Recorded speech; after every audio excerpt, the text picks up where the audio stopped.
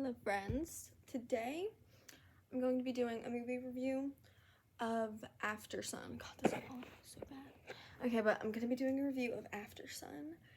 This movie came out 2 years ago, I think, 2022, and I don't usually do this. I don't usually sit down and make a movie review directly after watching a movie, but I have to. With this movie, I actually can't not. I can't let the ideas slip from my head, you know? This movie, I cannot stress enough, everyone needs to watch this.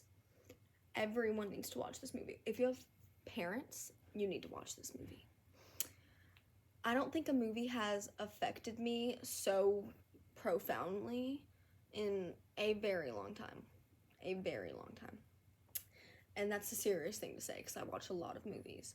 But this movie is about an 11-year-old girl named Sophie who goes on holiday with her dad named Callum, played by Paul Mescal.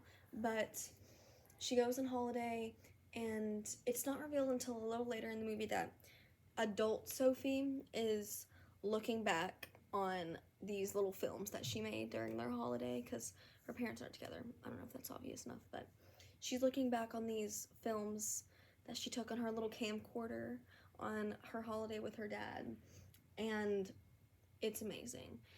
This is one of the best movies I've ever watched. I kept waiting for something huge to happen in this movie.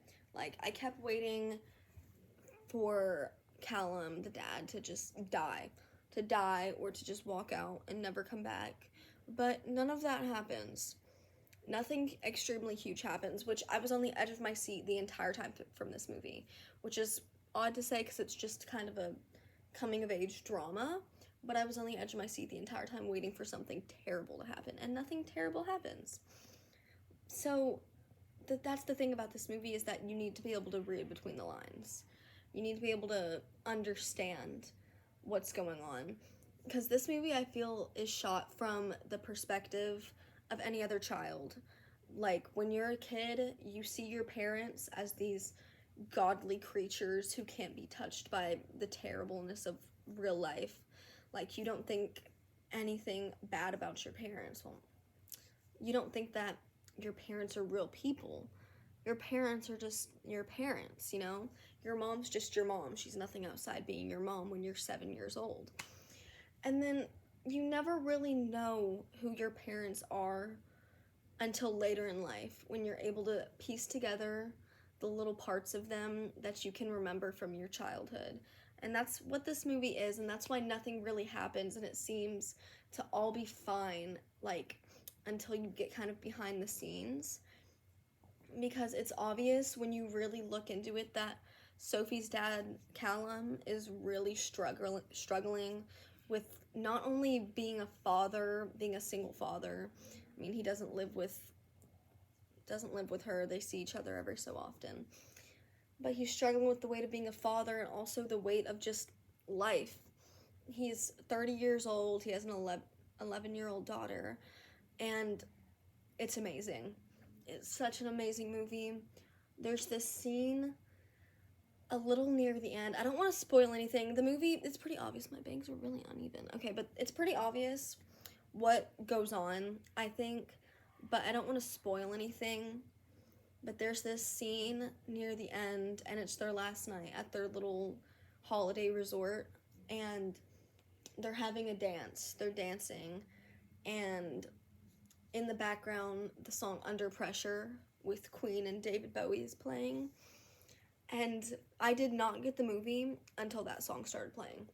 I didn't get the movie until that very scene, because there's flashing of Callum and Sophie as a child and Sophie as an adult, and they're hugging and they're fighting, and it's just flashing scenes, and it's so beautiful. It's so good. It's so good that I lay right here to watch my movies with my Squishmallow, but I had to sit up. I had to sit up and, like, watch the movie, look at the TV very intently, because it is such a beautiful scene. The entire movie is so profound and impactful, being from, I wouldn't say the point of view of a child, but kind of through the lens of a child, not being able to really see the things, not noticing the things.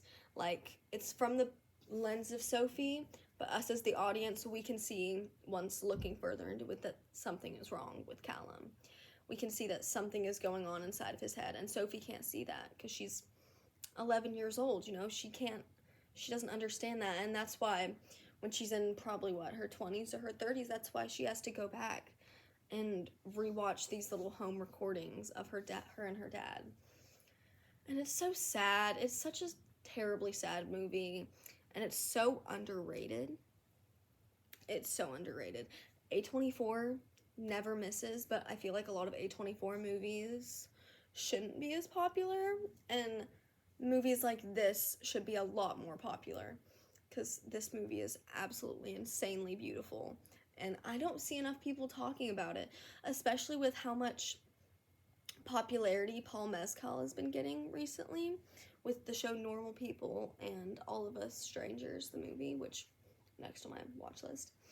I feel like it should have more notice because it's so beautiful. I cried like a baby, and all of my viewers need to watch this. Aftersun, it was oh my god, it was in theaters 2022. That's when it was produced by, I don't know the name, but Paul Mescal, and yeah, it's a good movie. It's on Prime Video, it's on Hulu, and Paramount Plus. So go watch it. 1000% recommend. A movie has not been this impactful on me in a very long time, and that's a lot coming from me. So